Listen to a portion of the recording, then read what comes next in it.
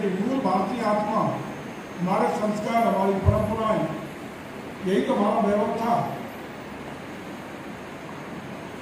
लेकिन सही बात यह है कि जिस तरीके से संस्कार भारती के माध्यम से और विचार परिवार के तमाम संकल्पों के माध्यम से भारतीय परंपराओं को, भारतीय संस्कृति को, भारतीय मान्यताओं को, भारतीय मूल्यों को, भारतीय चरित्र को बचा के रखने का काम, सजा के रखने का काम, उसको संवर्धित करने का काम किया जा रहा है। निश्चित रूप से ये असली जो मूल भारत की आत्मा है उसको बलवती ताकतवर करने का जो काम किया जा रहा है, निश्चित रूप से मैं संस्कार भारती को, विचार परिवार को इसके लिए बहुत बहुत हृदय से आभार प्रकट करता हूँ, बधाई देता हूँ, उन्हें धन्यवाद ज्ञापित करता हूँ। ठीक है, अमृत महोत्सव के कार्यक्रम लगातार चल रहे थे और आप सब लोगों को बधाई देता हूँ कि आप सब लोगों ने भी 13 से 15 अगस्त के बीच में जब हम आज़ादी का अमृत महोत्सव का कार्यक्रम पूरे देश में हर्ष और उल्लास के साथ मना रहे थे, उसमें अपनी सहभागिता दे करके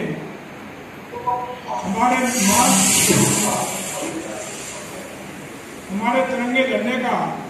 मान सम्मान, ऊर्जा, जोश और भारत का स्वाभिमान बनाने का जो काम किया है, हर घर हर प्रतिष्ठान पर झंडा दौड़ करके जिस तरीके से आपने भारत की एकजुटता को, भारत की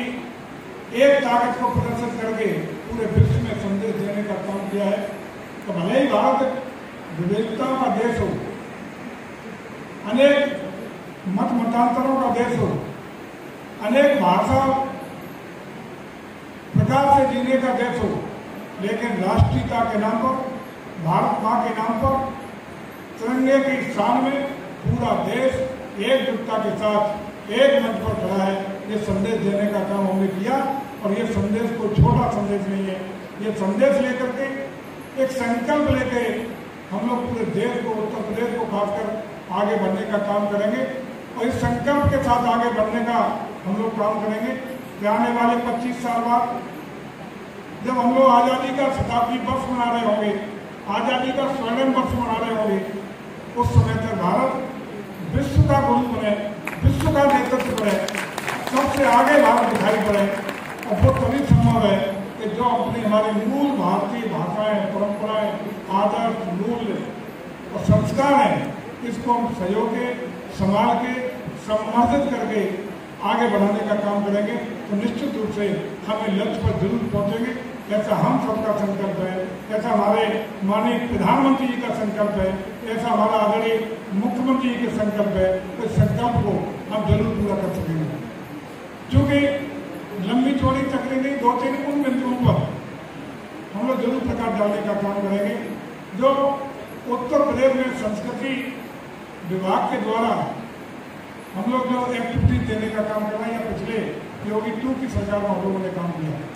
पहला जो संभव है आप सबके संज्ञान में होगा कि पूरे देश में और खासकर उत्तर प्रदेश में ये जो आज़ादी के अमृत महोत्सव का हर घर तिरंगा कार्यक्रम, घर घर तिरंगा कार्यक्रम का जो कार्यक्रम 15 अगस्त के मौके पर, स्वतंत्रता दिवस के मौके पर हुआ, इसका नोडल विभाग आपका संस्कृति विभाग था। और इस संस्कृति विभाग के बारे में ये आपका अपना है, क्योंकि संस्कार भारती का मूल आत्मा, मूल धारणा, मूल कार्य भी यही है। तो हम चाहते हैं कि आपका अपना विभाग, आपकी अपनी सरकार आपके साथ आपको मजबूत करने के लिए अपनी आपके उद्देश्यों की पूर्ति के लिए क्या कर रही है, इसको भी आपके सामने मैं चाहता हूँ 5-7 मिनट रखने का काम करूँ। बाकी बातें तो तमाम विद्वान लोग मंच पर मौजूद हैं, तो इसके उद्देश्यों के बारे में, आज के कार्यक्रम के बारे में और तमाम चीज़ों के बारे में विस्तार से चर्चा करने का काम करेंगे। लेकिन सरकार की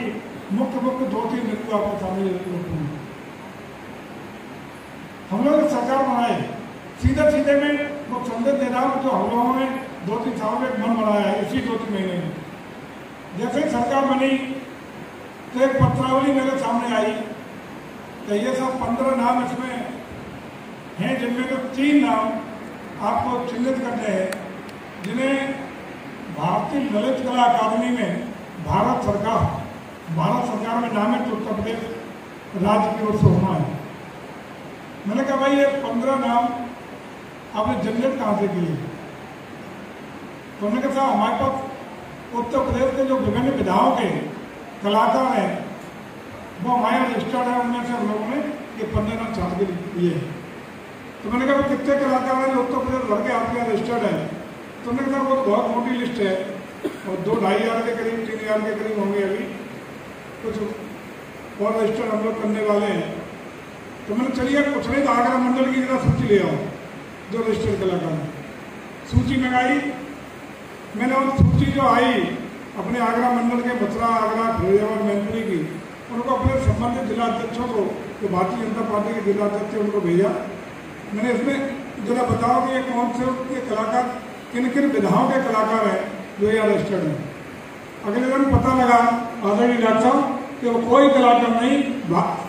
12 से 17 के बीच में किए गए समाजवादी पार्टी के लठैत कार्यकर्ता थे। ये कोई कलाकार नहीं। तो ये स्थितियाँ पिछली सरकारों में रही। उसी दिन निर्णय लिया गया, उसी दिन मैंने निर्णय लिया कि ऑनलाइन रजिस्ट्रेशन खोलिए, सारी विधाओं के उत्तर प्रदेश में जितने भी हमारे कलाकार हैं उन सबको रजिस्टर करिए, प्रतियोगिता कराइए, A, B, C 3 कैटेगरी में बांटिए। मानदेय विभिन्न प्रांतों के मानदेय के अनुरूप उससे ज़्यादा मानदेय के आधार पर हम लोग क्या करेंगे कि A category, B category, C category के कलाकारों को कहाँ का मंच देना है, कितना मान देना है, व्यवस्था क्या करनी है। और आपको जानकर खुशी होगी इतने अल्प काल में हमने ऑनलाइन रजिस्ट्रेशन कराते हुए 48,000 कलाकार उत्तर प्रदेश में विभिन्न विधाओं का रजिस्ट्रेशन कराने का काम किया। और उन्हीं कलाकारों के माध्यम से अभी जो हर घर तिरंगा वाला कार्यक्रम हुआ, आजादी के अमृत महोत्सव का जो कार्यक्रम संपन्न हुआ, उसमें उत्तर प्रदेश के हर जिले में 11 तारीख से 15 तारीख के बीच में, इसी 11 अगस्त से 15 अगस्त के बीच में हर जिले में 5-5 कलाकारों की टीम कंटिन्यू लगातार बदलते हुए, दृष्टान बदलते हुए वहाँ के स्थानीय प्रशासन को दी कि आज़ादी के अमृत महोत्सव में वो सारी प्रस्तुतियाँ लोक मंच के द्वारा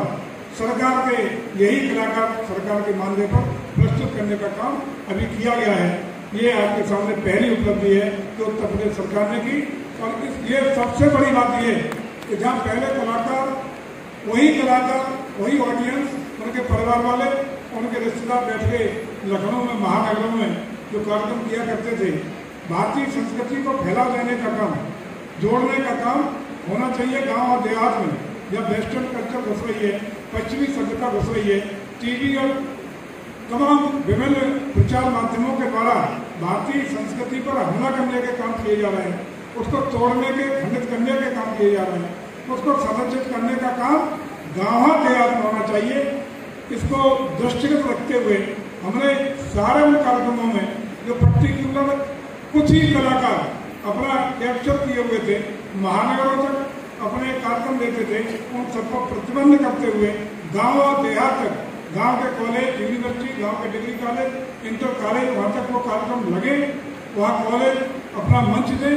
वहाँ के बच्चे वहाँ उस कार्यक्रम में योगदान करें, वहाँ के उनके अभिभावक वहाँ रहें, ये व्यवस्था देने का काम किया। और जो कलाकार नए रजिस्टर्ड हुए उनसे पहली बार जो कार्यक्रम हम लोगों के महानगरों में वही घूम के लोग कराते थे। और खुल के बताना चाहूँ तो वही IAS IPS की पत्नियाँ और उनके परिवार वाले करा करते थे। उनको घटा के उनका मानने एक कार्यक्रम का कुल मिला के घटे 25-30 लाख रुपया होता था, उसको घटा के 2 लाख 2.5 लाख और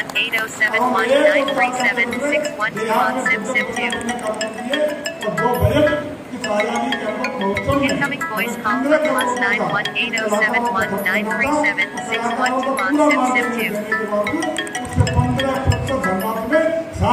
Incoming voice call from +918071937612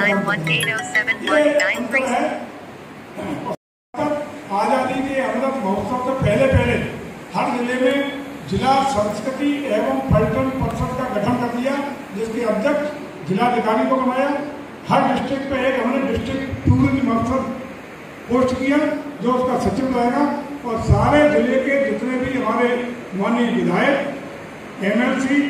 MP, Lok Sabha Rajya Sabha दोनों, प्लस जिले के डेवलपमेंट के सारे जिला स्तरीय अधिकारी और संस्कृति विभाग का एक जिले का रहने वाला विशेषज्ञ जो उसमें रुचि लेता हो, और एक पर्यटन विभाग का में जिसकी रुचि हो, ये दो लोग नॉमिनेट करके पूरी टीम गठित करके खड़ी कर दी, जमीन पर उतार दी, और इसी के मार्फत सब कल्चर डिपार्टमेंट ने, उत्तर प्रदेश सरकार ने जो पैसा इन महोत्सव को मनाने के लिए खर्च करने का जुम्मा दिया, इसी पर का जुम्मा दिया 5-5 लाख रुपया इसी खाते में, जिसमें डीएम हमारा डिस्ट्रिक्ट टूरिज्म अफसर के सिग्नेचर से तो विड्रॉल होना था, और जिला जो पर्यटन समिति है उसके माध्यम से खर्चा करके सारी कल्चरल एक्टिविटी करने का निर्णय लिया गया है। और ये भी हमने निर्णय लिया है कि प्रत्येक जिले में कम से कम महीने में एक बड़ा कल्चरल कार्यक्रम, एक बड़ा सांस्कृतिक कार्यक्रम हर महीने हर जिले में एक आयोजित होगा। और खासकर गांव और देहात के जो हमारे इंटर कॉलेज हैं, डिग्री कॉलेज हैं, जो सुदूर अंचल के कॉलेज हैं, उनमें हर हालत में कार्यक्रम आयोजित होते रहेंगे, ताकि भारतीय संस्कृति को, भारतीय परंपराओं को, भारतीय हमारी जो पुरानी विधाएं हैं उनको हम संरक्षित ही नहीं संवर्धित करने का काम करके, हमारा जो मूल मकसद है कि भारत की संस्कृति की सुरक्षा, भारतीय संस्कृति का बचाव और भारतीय संस्कृति को ताकत देकर, मजबूत देकर के पूर्व की स्थिति में बहाली करने का काम कर सकें, ये हमारा प्रयास होगा। तो मेरा मानना है कि जिस देश का पतन करना हो उसकी संस्कृति नष्ट करनी है। जहाँ की जिस देश की संस्कृति मूल भावना नष्ट हो गई, उस देश का अपने आप पतन हो जाएगा। तो जिस देश की संस्कृति, जिस देश की परंपराएं, जिस देश के अपने आदर्श सिद्धांत जीवित रहेंगे, उस देश को कोई कमजोर करने की ताकत दुनिया में कोई नहीं कर सकता। उस देश की मजबूती अपने आप रहेगी। बाजार केवल सनातन परंपरा के आधार पर, सनातन संस्कृति है, उसके आधार पर हम उत्तर प्रदेश को पुनः अपने मूल आदर्श पर, मूल भावना पर पहुंचाने का उत्तर प्रदेश संकल्प लेती है। और आपको आश्वस्त करती है कि उत्तर प्रदेश संस्कृति विभाग, उत्तर प्रदेश पर्यटन विभाग, हम पूरे ताकत के साथ पुरानी संस्कृति को लौटाने के लिए ग्रामीण, चाहे हमारा ब्रज की संस्कृति को विकसित करना हो, बुंदेलखंडी को करना हो, भोजपुरी को करना हो, अवधी को करना हो, या पुरानी जो हमारी विधाएं थी, उन विधाओं को पुनः संवर्धित करके आपके बीच में प्रस्तुतिकरण का विषय हो। हम देखते थे कि आला उमदा करती थी, आला होती थी, कहाँ याद आला, पुरानी पहले शादियाँ होती थी, शादियों में तेल से लेके, ताई से लेके, मढ़े से लेकर के,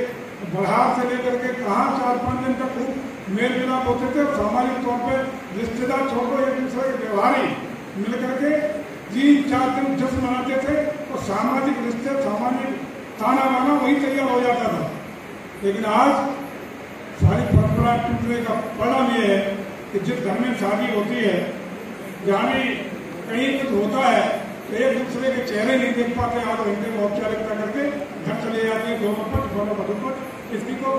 जिंदा पुनर्जीवित करने के लिए, संवर्धित करने के लिए आइए हम